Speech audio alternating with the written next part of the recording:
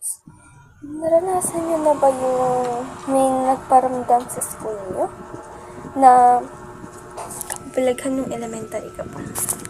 Ako, oo. So, story time. Elementary pa lang ako nito, grade 6. Flag ceremony naman ito, which is madaling araw kami ng flag ceremony, is 5 o'clock, nandito na kami. So, nakakabot pa naman ako ng flag ceremony, so madami akong nararamdaman na kababalaghan doon. 5 na nun, 5:35, 5:30 kasi dapat andun na kami, 5:35 ang umpisa ng flag ceremony namin, nung elementary pa ako. So, nakapatay yung ilaw namin dito, and may flashlight lang ako dito. Ayan, flashlight ko yan. So, ang kababalagan nito is dating tirahan ng military. Yun. Ang school namin nung elementary kami, dating tirahan ng mga namamatay. Cemetery yun dati.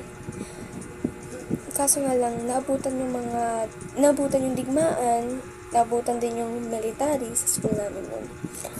And, ang dami na nagkukwento, and nung pumunta ako ng FB, nag-swipe lang ako, nakita ko doon is namatay yung teacher ko dati.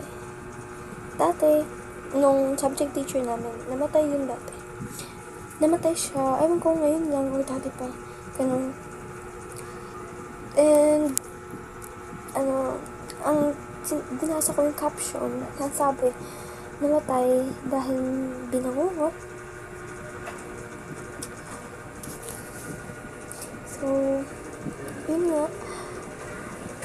Ito kasi, nag-CR kami doon. May nakita kong sako, nakasabit sa puno. Which is nakasabit yung sako sa puno ng santo. Inamoy ko yung sako. Sabi ko, bakit nakasabit yung sako sa puno? And inamoy ko. Sabi ko, may parang namatay, yung daga, gano'n. Tapos may nakita ko dito po, sabi, tawa ata ito eh. Putol na ulo ata ito. Tapos, ito naman, nung grade 1 kami. Hindi pala, grade 4